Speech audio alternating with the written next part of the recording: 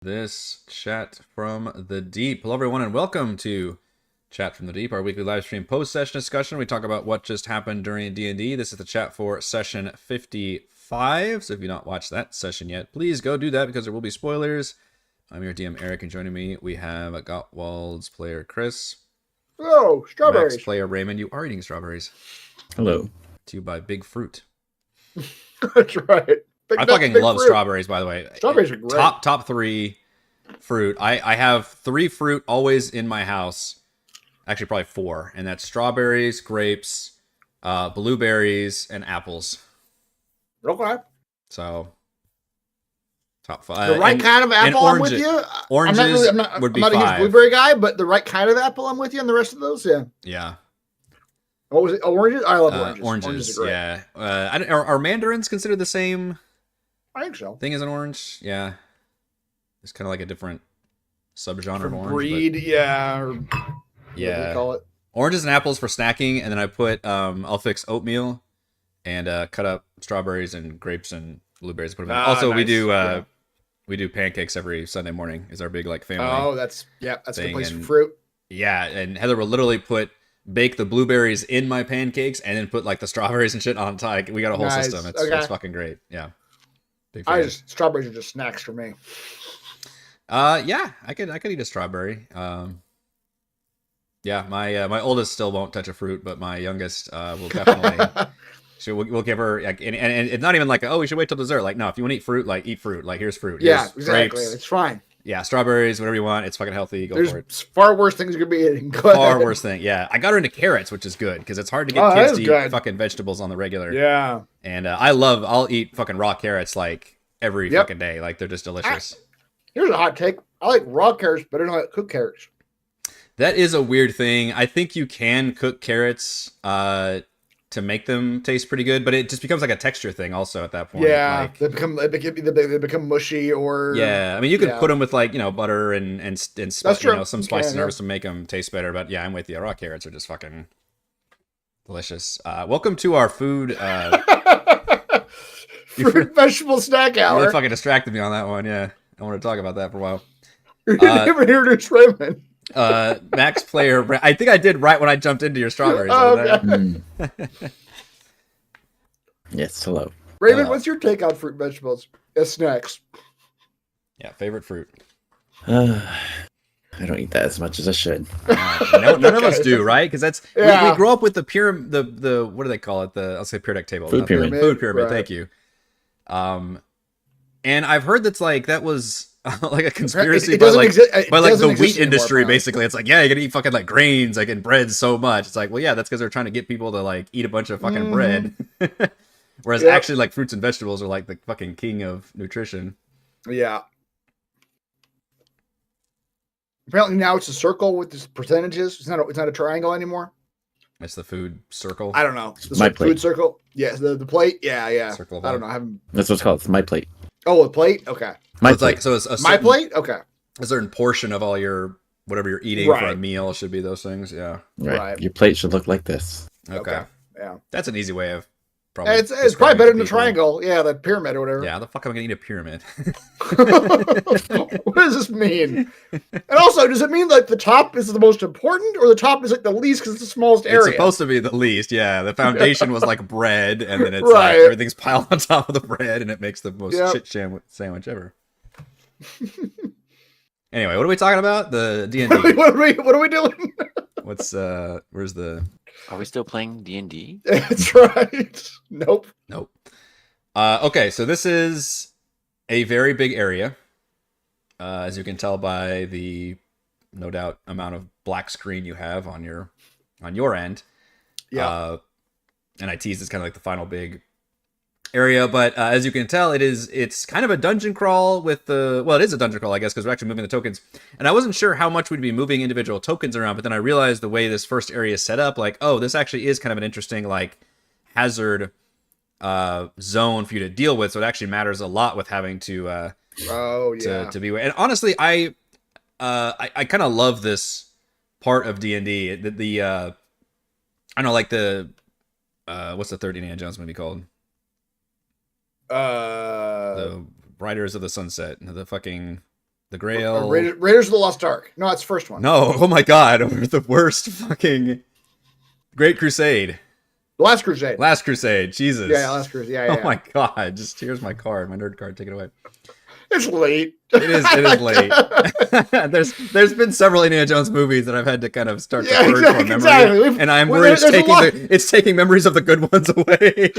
There's been plenty of Indiana Jones content we've had to like expel. Yes, you're right. Absolutely. Jesus Christ. But anyway, the end of that one is very much a dungeon crawl where it's like you got to worry about the floors and spelling. Right. Like, yeah, and all that is the optical illusion. Yeah, all that kind of stuff. I love all that, like the cool, like puzzly dungeon, like death trappy dungeon stuff. Obviously, Arch of Illumination had that at the end with the Tomb of the Nine Gods thing, and this one is not that necessarily, but it happens to be that it has some elements of that here. The idea of this room was in Call from the Deep.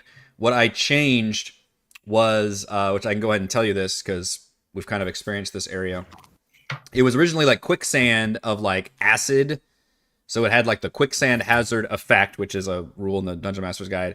But it would also deal damage, which was kind of cool. And I was like, all right. Okay. And then it also had a bunch of the gibbering mouther creatures just lumbering around this area.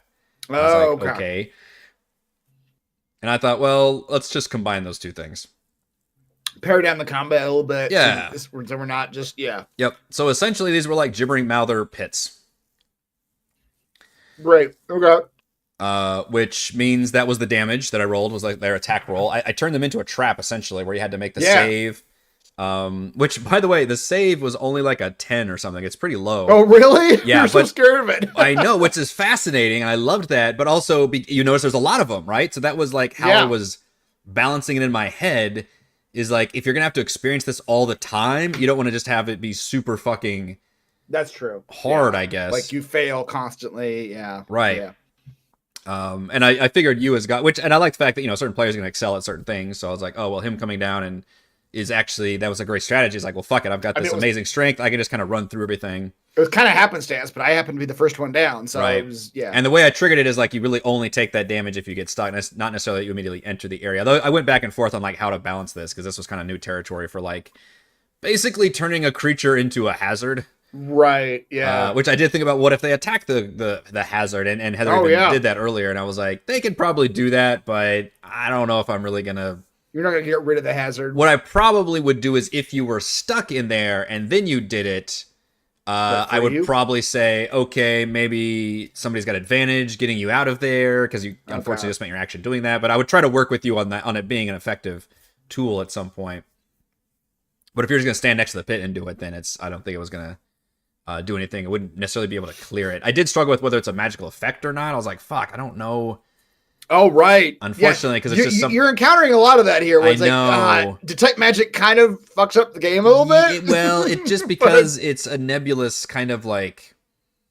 I mean, Sense magic and user actually a faint aura on invisible creature object in the area that bears magic. But like, what is magic? Like, is it include like mutations from the far realm? Is that included in magic? So it's a very odd umbrella term that I kind of... So like in this case, it would be like, would you be able to detect a gibbering mouther like as like a magical creature? Like I don't think so. Right. Like by the rules of the thing, I don't think that like magical creatures, abominations or monsters or whatever, I don't think they'd show up as detect magic, but I'm not 100% sure on that. Yeah, exactly. So that's what I was kind of trying to rule with that. And then I ran into that kind of similar issue with and I can't really get into what the pit is because I love the fact you guys were too scared to fuck with it. Yeah. But I did struggle with that a little bit. I was like, oh, I don't know, it's kind of a gray area. Is it magic? Obviously there's something supernatural going on in there, but is it technically like a magic as we know magic exists as schools of magic and all that kind of a thing? Right. But I don't want to just negate that. So I'm like, all right, yeah, you can identify like, items are magical clearly and, other effects and stuff. Right. So yeah, this first area, I did have specific areas, which if you can literally go and look on my stream and see don't do that, but there's spots on... we shouldn't do that. Yeah, you guys don't do that, but there are spots on the map that I had like pre-called out that are the zones, basically the danger zones. I wasn't just like flippantly, deciding where they were. Which that part is from Call of Duty. This area has certain areas that are those pits. I just basically changed the pits to be a different effect. Pits are, yeah, and make it more, hopefully a little more interesting and creepy. Which it felt like on y'all's end, you guys were suitably like, oh fuck these floor mouths. This is not. Yeah.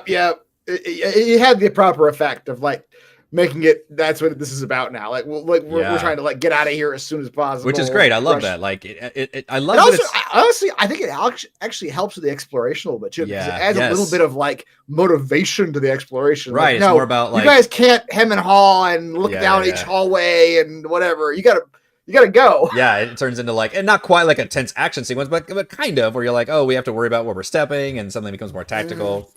And then when I came in, I mean, you said Tor was stuck in the now. I'm like, oh, it's some sort of restraint. We should. Yeah, Yes, exactly. which- we which- should not hang out here. which I took that from the Gibbering Mouther stat block, which is if you step in their fleshy mass or whatever, it does have essentially the grappled condition where your speed is reduced to 0 if you fail that strength save. What you don't know is that I was going to add another effect where if you start your turn in the fleshy mouths, then I would borrow the Gibbering Mouther's other effect everybody hates, which is like the Gibbering Mouths literally cause this cacophony that gives you confusion. Oh, I personally think that's that's terrible. Well, I wasn't. My thought was like, I'm not going to do that exact ability because that's kind of a pain in the Okay. ass. What I would do is force that person to make a wisdom save and then maybe use something like short-term madness or some kind of like Okay. debuff condition or something. But yeah, it would Because be. confusion makes you just walk off in a random direction. That was right? the other Or awkward can. thing, yeah. Or you do like nothing or something. So I was like, that Okay. doesn't really work if you're already grappled. So Because then it's just like you just it's almost like a stun lock. yeah, thing yeah, at you're that still point. stuck. Yeah, so I'd probably do it like a short-term madness or just a frightened effect maybe that just kind of makes you have disadvantage on stuff, but some kind of effect that really freaks that person out. But Yeah. nobody ended up being stuck for more than their turn because One Matt turn. came in and rescued Twirl. Had Twirl had his gone around to his turn again. By the way, I wanted to ask you all. I also go back and forth on whether to put people into formal initiative order during these kind of sequences. Because if you noticed, I did try to make it like, okay, it's your turn, it's your turn, it's your turn. You have like an action's worth of turn, but we're not in like formal combat or formal initiative yet. And I always struggle with like, do I just pull the trigger on that or not? I think it was fine the way you did this session, because it was like I went first because I was the one down there. Yeah. But then everybody else up on the ledge, you're like, okay, what do you three want to do? Like it's now your collective turn because you're watching this happen or whatever. Yeah. And everybody did something. Yeah. So I don't think it was. I don't think it needed to be structured for the three of them to be like, okay, you go first, Toro. Now you go. That's the thing. Sovereign, The now only, you the only go, difference Mac. is I didn't know how to do the order, so I think I just picked somebody at some point. I was like, "Hey, like Sabra, you go," and then Toro, you go, and then Yeah. Ray, you had the best timing ever. It's like, "Oh fuck, now you go." now Toro's here. Yeah, remember yeah. here. Well, the second best timing, I should say. I will ask you to, if you have a chance, watch like a 10-minute snippet of earlier in the stream because we did have a actual monologue with the big villain, which was a Oh, right. story yes. moment that There was a story moment. we just Yeah. passed over. Yeah, but literally the villain basically spoke to all of you, and you all spoke to him back. And it was a big moment for Reese's character, which I'm glad he went with, which was fun because obviously Twirl has that special connection with the Fathomless, and the Fathomless even tried to like do some effect onto him. And Twirl literally used inspiration on the save and made it with the save. And then I gave him inspiration for that. As we were Yeah. buffing him. So I feel like if that sequence had happened later in the session, he probably would have gotten MVPC because it was a very. I feel like it was a very I agree. Yeah. important character moment. I'm a little for him. disappointed he didn't, but I get that folks, a lot of stuff happened since then. Yeah, but that was like the very beginning. it was the of very session, beginning. Yeah, but it was a very cool moment, and I definitely meant it to highlight his character, and I'm glad he was able to run with it in that way. Yep. And I like this dynamic it's built of like, okay, well, I guess the mind flayers aren't necessarily like, they're not actual true believers. They're just trying to use this thing for their own ends. Right. But it's sort of a battle of the faith sort of thing. Where it's like the battle for control of this entity. Yeah. Yeah. For sure. And that's it's cool that he's had that since the very beginning of the campaign. I was like, man, this is going to be fascinating to move forward with this, and sure enough, it's felt like that, off and on for the campaign, but certainly has come into to play here. The brain distance thing, I thought is an interesting part of this dungeon, and definitely something that I like doing in my big dungeon crawl areas, where like you have or area in general, where you come into some area but you have some kind of objective, or you soon gain that objective when you enter the area. So it gives you some context versus, oh, we're just wandering this place around trying to find the boss. So like in like the Rime of the Frostmaiden, that mega city, you had to go to those like certain towers and do enough of the towers to unlock the area to the final area or whatever. Tomb of Annihilation, there was a bunch of the keys you had to grab, and you just had to descend each floor. It ended up being pretty obvious at the beginning. We just had to get deeper down. Yeah. So the one here is that you may not know quite fully why. I guess we kind of went over that a little bit earlier about these augmenter brains, like basically assisting Zelix 4 in maintaining control. But so that was the idea here, is you guys are like hunting down these things. Now, I didn't know which one you'd go after first, technically. Right, because we could go any direction. You go any direction, yeah. I did presume you would go after the closest one, which you did. And you are heading in that direction, which is good. Okay. But yeah, I was prepared for multiple possibilities, I guess. But thankfully, the way even though it's a massive dungeon, the way it was designed, I was like, they're probably going to end up going north, and then they'll see the door, and then it kind of goes from there. So yeah. The pit room, I changed a lot of that room. I don't know if I can really talk about it, though. I don't know if we'll ever go back to, like, I don't want to talk. It's literally right behind you. Is the pit something that could come into play later, or is it something that now that we passed it, we're never going to see it again? I mean, I don't want to say. It feels awkward to talk about it because it's literally in the room behind you, so I don't. I can't like fully talk about it yet. But I did change, I think, everything in that room. Like what the pit is, how the pit works, the table. Previously did have like a trap type thing on it. I actually removed that and just put treasure on there. So Mac was right when he first walked in the room. Yes. But yeah, that was which is totally fair. Yeah, but I'm like, what? Sometimes there can just be, the room was locked. Right. You guys had to unlock the room, so maybe that's your challenge, was just get in there. And this is also like one of those places that like no normal human could ever wander into, right? Like it's not like it's for the most part, yeah. I assume we're now under the ocean, right? Yes, like, we walked underground. Yes, and it was out in the water. I know that the mile out into the ocean. That's very true. Yeah, even though you're under, you think you're under the ocean, but you're still magically, there's no water. It's not submerged. Yeah. Oh, it's funny you say that. No, people would make it, and then you just open this door, like charge through, open this door, and like, oh shit, we're triggering this room right now. There's a dude in there, yeah. Yeah. Which, I will tease, this room originally is just 3 dudes sitting around a table. So I changed that. Like 3 dudes just work for the Mind Flayers, or they just randomly they just found their way down here. Or something. I mean, I think I don't know how much context I want to get into it. We're still exploring the room. Right, but, yeah. I think they were probably just original like Kraken Society people who are just deep down in here. But okay.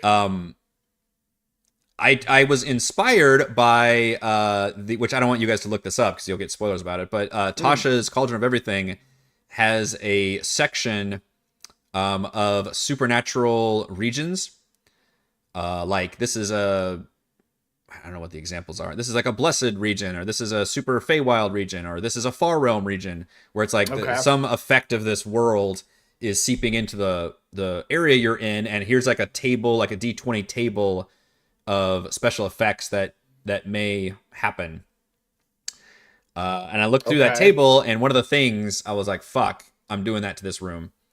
So that's basically what's happening in this room.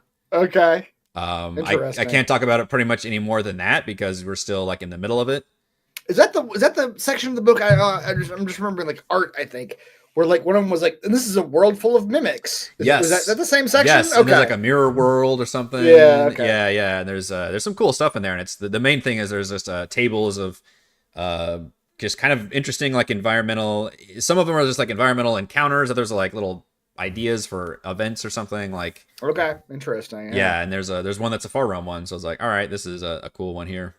Yeah. So yeah, for anybody who wants to look up whichever one that is and maybe have an idea of what's going on here, you can definitely find that in Tasha's, or obviously watch my crafting streams where I talk about it there. But so that's why I ended up ending a little bit early this session, like slightly early, I guess.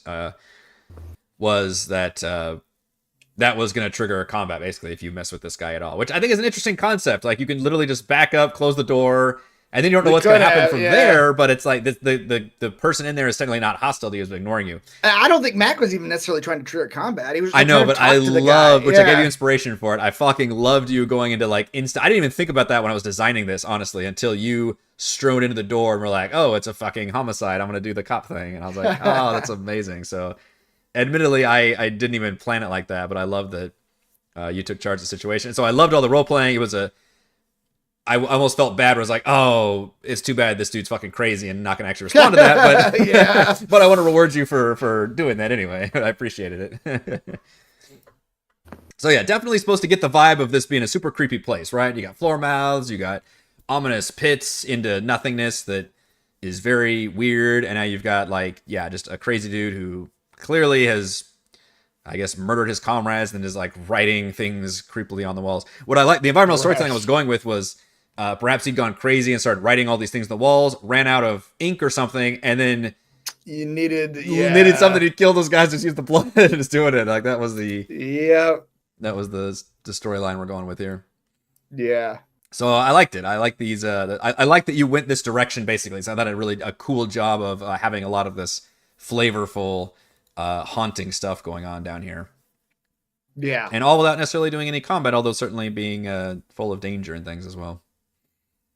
I do realize it's going to be a pain in the ass for me to which I like that you can. I made you, or I motivated you to take that head so you could get the updates. But then I'm like, oh fuck, now I have to update them constantly on. Yeah. Now I close have they to are. keep track of it. Yeah. Thankfully, I realized I can hide the measuring tool from you guys, so I can sit there and because obviously it's really Right. obvious. I'm sitting there like measuring. Doing the physical measurement. Yeah, because that's why I'm literally having to do that because it's such a big fucking map. Like I can't hardly keep up with like how far you guys are going either, how close you are. But I thought that's also an interesting part of the dungeon is that you, because it's so big, that's the information you have. You're not necessarily going to get a lot of updates from like people clearly, but Sure, yeah. you've got a magic device that can just like as a divining rod for finding these objects or MacGuffins or things or whatever. Yep. Yeah, so we only made it through 3 rooms and we didn't even make it through Yeah. the third room. We started the third room basically. Yep. Yeah, looking back on it, I was like, we didn't cover much ground. We spent Yeah, a lot of time with the mouths and then a lot of time with that pit. You technically made it 100 feet north. Yep. Like judging by the map. So that's, I mean, it's this area. This is probably the biggest, not necessarily actually don't know. Tomb of the Nine Gods and like was fucking huge. It was huge. But like, well, it was multiple maps though, right? Right. It was like, multiple maps for having one single map that literally takes up a shit ton of squares. This has got to be the biggest, biggest one we've done. I mean, the fact that we've gone 100 feet and you're... I don't know. Some of those Elemental Evil dungeons were very large. They were also broken up into individual maps, though. Even though, that's right. They were. Yeah, confusingly from a player's point of view, they're all connected, but they're from a DM's point of view, they're all individual maps. So I never have to see more than one of those at a time. Or gotcha. Yeah. Also, none of those were the 10-foot, the subdivided ones. Oh, like that's this one is, right. which makes this one a lot bigger. Yep. Anything else about this? I still really love this session, even though you guys didn't make it very far, and I had no idea how far you'd make it. But I just love that, like sometimes just like something that we don't even end up interacting with ends up taking us so much time because we just sort of stare at it. You know, I never go like, what? Yeah. Sometimes it annoys me as a DM when you guys focus too much on something that is like nothing. This was not that thing, by the way. This could be something. But I loved it because I don't know, like the debate over like how scary is this pit? Do we say anything in the pit? Like what is going on with the pit? Like that was the exact response that I was hoping to get, and I think it's fabulous that it's so much so that you guys were like, you know what, we're not going to interact with it. We're going to choose not to fuck with it at all. I'm like, wow, okay. Fear of the unknown impressed. is greater than any other fear. Yes, fear of not there you injustice. go. Sometimes you just gotta. It was really hard not to go down the pit. I mean, there's a ladder there. You know, leading you down. As a player, I'm sure you're just like, fuck, I want to like quick save and just fucking try the shit out of this. Exactly. Can I quick save? Yeah. I think if you were, you know, a more crueler DM in general, we'd be much more scared. I mean, honestly, I was tempted. I was like, it's Eric. He wouldn't kill us all. It wouldn't be like the just disappearing portal or Right, whatever. like I a mean, sphere of we'll find out. annihilation Right. or something. Yeah. We'll find out next time. But Yeah. even with that said, just trying to play it with the things just disappearing and Yeah. I mean, It he was chopped my hard. hand off one time. I did. With Right, the sphere of right. annihilation. Yeah. Speaking of that, That's if what I had gone remember. head first into that hole, that would have. Yeah. I know. I desperately want to I- talk about it, but I don't want to. Yeah. It seems like it'd be cheating for me to talk about it, and you guys are like, oh well, let's turn around and go in there, or like, oh my Right, god, we didn't go in exactly. there, or whatever your response is. Yeah. So Yep. No, I do remember that where your character lost his arm. I was like, okay, he could be a little cruel, possibly. Yeah. possibly. But I also think there was no indication to go down. Like the heads didn't say go down there. Right. There's no Right. That's the thing. Like, times yeah. or Yep, it is a totally optional thing. Yeah, it was. Mhm. Yeah, definitely not a. so I had to pull away from the the video game thing where you got to explore every nook and cranny. Exactly. Yeah, Yeah. there's no The instinct save here. is explore every nook and cranny.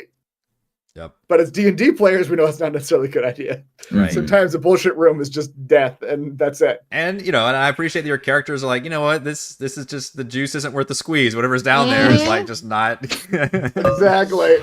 not worth our time. Not even Cheese's life is worth this experimentation. Yeah. I don't know if there's a spell that exists. I was like, what if he just gets like banished from existence? I can't even summon him again. Oh man, talk about Right. cruel DM. Like, yeah, oh, you lose this function. Uh-huh. Yeah, and like I said, One of your not core class features. this isn't necessarily what this area is. Like, you're not going to come across these like constant, like perplexing, environmental hazards and challenges. But I like this particular area. In fact, I will go ahead and say as a tease, this whole mega dungeon area is kind of divided up into like subsections, which you've kind of Okay. already seen, like the edge of like this. Oh, there's this alien structure in the middle, like this giant like metallic alloy dome thing. Like, and this section you're in is basically like the kind of the fucked up like Far Realm warped section. Basically, they're Yeah. called, Okay. like the Twisted Caverns or something. Right. Corrupted Caverns is like what they're called. So even though it's one big area, there's like kind of mini biomes everywhere, which I think is really fun. And we'll get to like obviously the things you're going to are placed in specific biomes. You can experience a good chunk of the dungeon. Yeah. So you'll get that vibe from here. Nice. Okay. All right, I think that will do it for this week's Chat from the Deep. Thank you to Chris and Raymond. Thank you to all the Wonder fans for watching, and we will see you next time. See you next week.